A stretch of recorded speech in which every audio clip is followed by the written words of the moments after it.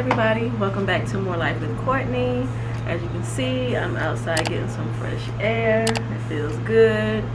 It's beginning to feel a little bit like fall. It's not quite fall yet, but I'm out here getting some nice fresh air. But anyway, thank you all so much for all the new followers. Welcome, welcome, welcome. And if you have been following this journey so far, thank you all so much for coming back. I've been getting a lot of comments and questions in my previous videos asking about what kind of symptoms I've actually been feeling, or the symptoms that I was feeling before getting my positive pregnancy test. And so I decided I was going to do a video about that for you all. If you hear any background noises, just disregard. I am outside. But anyway, so sorry, it's a little, if I'm sweating a little bit, I just took a shower too, so you know how that is. After you take a shower, you kind of get a little hot. But anyway, bear with me. And hormones makes me a little warm too. But anyway, so I basically started clocking my symptoms 3 DPO, and DPO means days post ovulation. So if you're not aware, basically you start to ovulate about 2 weeks after the start of the first day of your period or your cycle. And I started ovulating on July 19th. And so, as I said, I stopped taking my birth control at the beginning of June. I was trying to clock it and calculate and see what was what. And so, sorry you guys. So basically I started to document my symptoms on July 22nd, which for me was 3 DPO, days post ovulation. And so 3 DPO, I started feeling some rumbling in my uterus area, like in the pelvic area, I guess you can say. And I started to feel, and I have my notes in my phone, just so you all wondering what I'm looking at. And now we have a plane flying over us. Anyway, so I was feeling weird rumbling in my uterus area and feeling like I had a full bladder, but I didn't have to use the bathroom. Like it just felt kind of full. 4 DPO, I had slight cramping in the middle abdomen area. Normally when I have menstrual cramps, I have major cramps, and I usually take 800 milligram ibuprofen. But as you all know, or you may not know, you're not supposed to take ibuprofen when you're trying to get pregnant, or when you are pregnant. This has an ingredient in it that kind of, like, I guess, thins the blood, which could then thin the lining of your uterus. So I couldn't take ibuprofen, so I just had to fight through it. But it was just slight cramping, and I was extra gassy, like, y'all. I mean, normally I'm not all that gassy. I had to stop drinking regular milk. I drink almond milk now because I'm lactose intolerant. And so I really hadn't had too many bouts with gas, but during this time, it was major, y'all. And I felt bad for Brandon, my husband, because I almost was putting him out of the room. I felt bad. And Cece, I would have her in the car, and I was making them,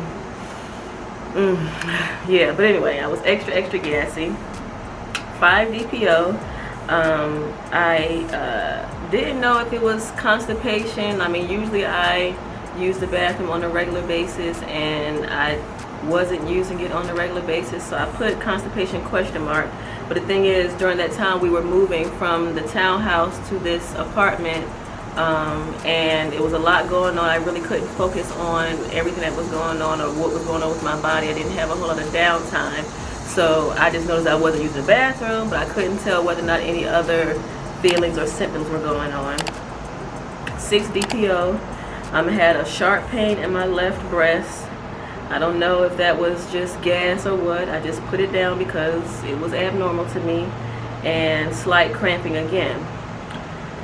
7 DPO, I had like a pulsating feeling in my uterus area, like this type of feeling. The only way I could describe it, but other than pulsating. And I don't know if my allergies were starting to act up, but I started to get a little stuffy, sneezing and everything. And I know that being pregnant starts to, it basically basically has something to do with, or starts to bother or affect your sinuses and your breathing and everything. And so I'm not sure if, like I said, if it was my allergies or if it was a symptom of pregnancy or early pregnancy signs, but that's what happened. 8 DPO, I didn't have any symptoms, nothing at all. 9 DPO, very mild cramping and sore breasts. So June, leading up before my cycle came on in July, I had sore breasts also, but that was, you know, just PMS cramps, just, you know, normal symptoms that happens right before your cycle comes on. But so I started feeling it again. My breasts were getting sore, and I was starting to get mild cramping. 10 DPO.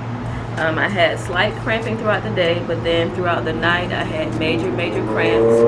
And usually I'm not feeling these cramps when the cycle is about to come on, because I'm taking my ibuprofen. But these cramps were major. Like, I feel them all across my entire abdomen area. My back was hurting.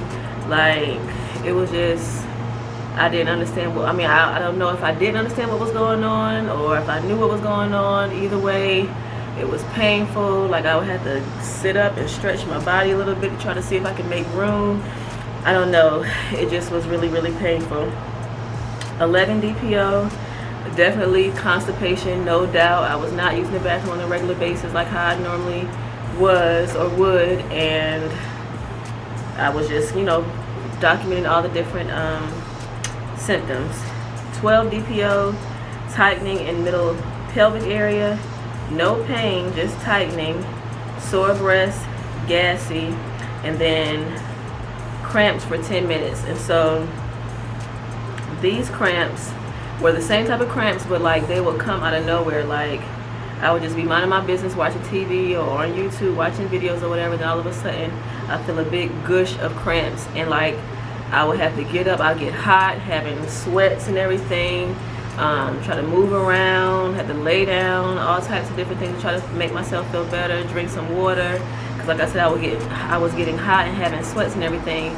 And then all of a sudden I feel like I need to go use the bathroom. Number 2, I would go use the bathroom, and then the cramps started to subside, and they weren't as strong as they were when they first started, but they still were existing until after about 10 minutes. Then I wouldn't feel cramps at all, and I'd be feeling real regular, and like nothing just happened.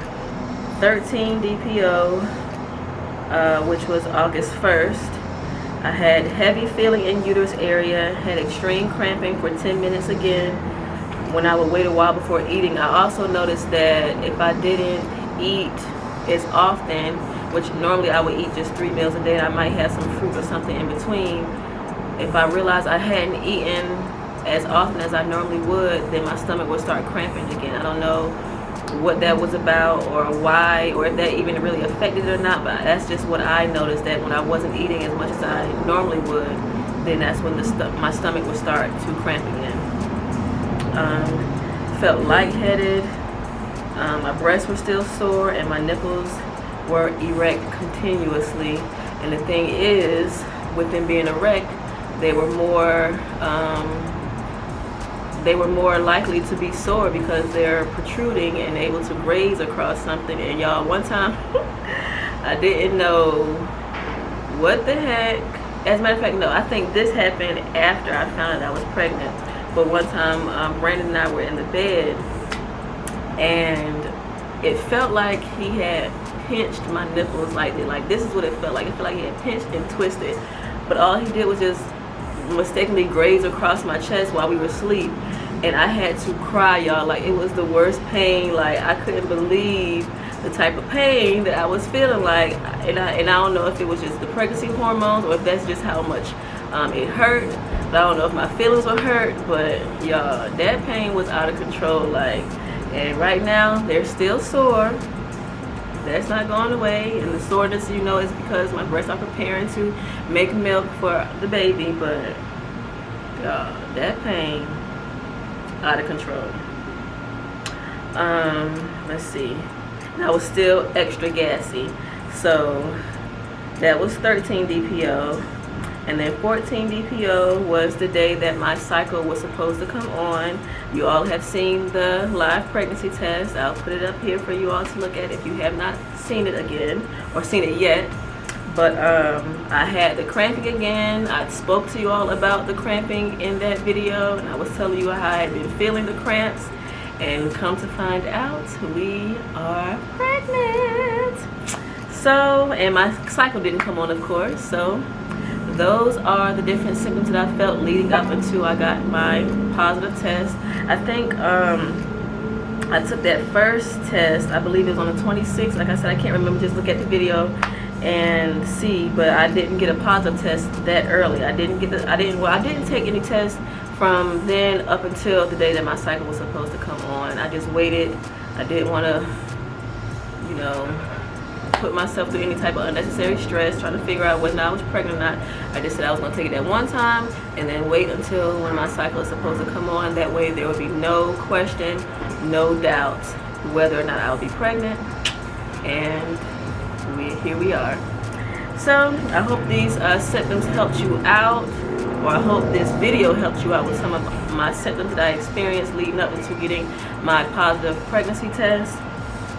I will say I still have been experiencing symptoms since then, and with those symptoms, now that once I found out that I was pregnant, I started to look up different things that could help me with my symptoms. I will definitely be coming back with another video, letting you all know the different things that I have researched and found that were helpful to help with my symptoms of being pregnant.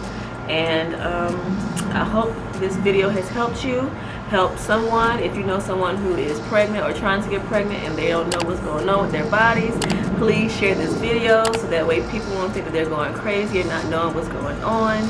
And I hope you all enjoyed it, and I look forward to seeing you on the next video. Bye.